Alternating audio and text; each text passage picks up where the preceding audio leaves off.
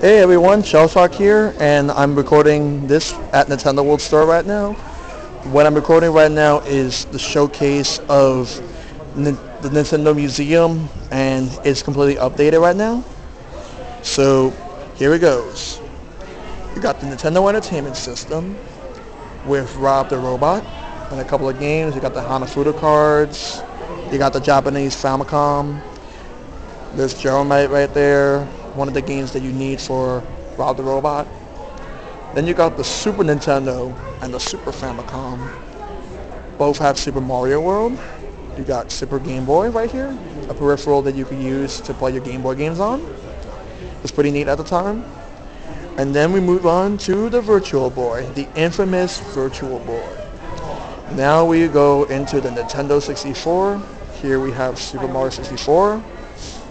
Very classic game, one of the most groundbreaking 3D platformers of its time, of all time as well. Now we move on to the next generation, the Gamecube. Here we have Luigi's Mansion, which launched with the system. Although, like Super Mario 64, it wasn't a packaged game, but it was basically the game that came out around the time it was released for the Gamecube in 2001.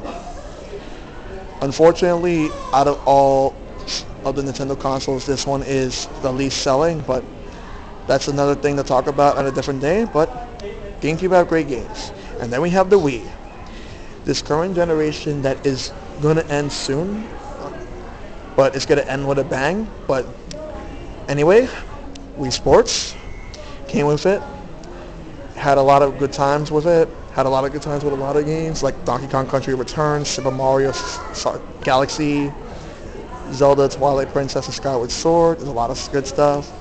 Then you have the Game Boy right here.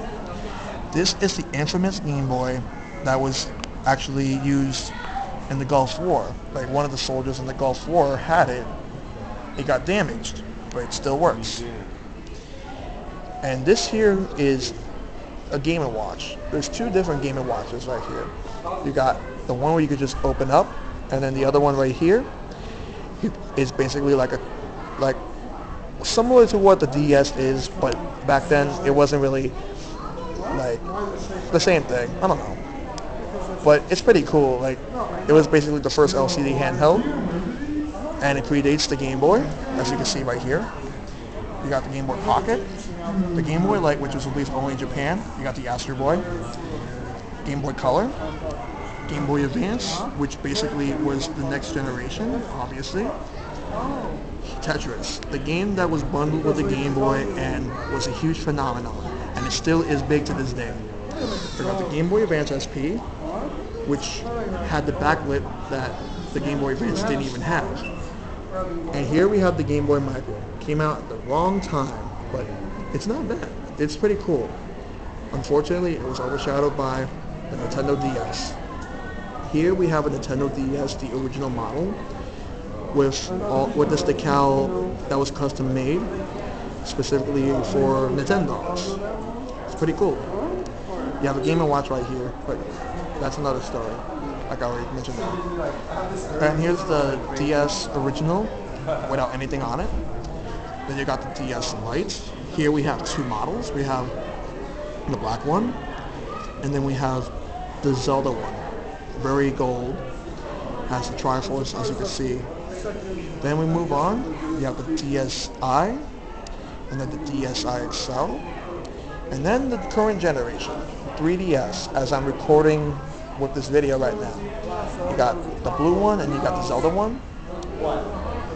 Now, next thing is we have the Game Boy Advance SP, the Japanese Famicom version. There was also an NES version released here. And you got the Power Glove. And the rest is just Club Nintendo stuff. Some stuff they don't have anymore, some stuff that they still have. So this is part one of the Nintendo World Store Showcase. And I'll see you for part two.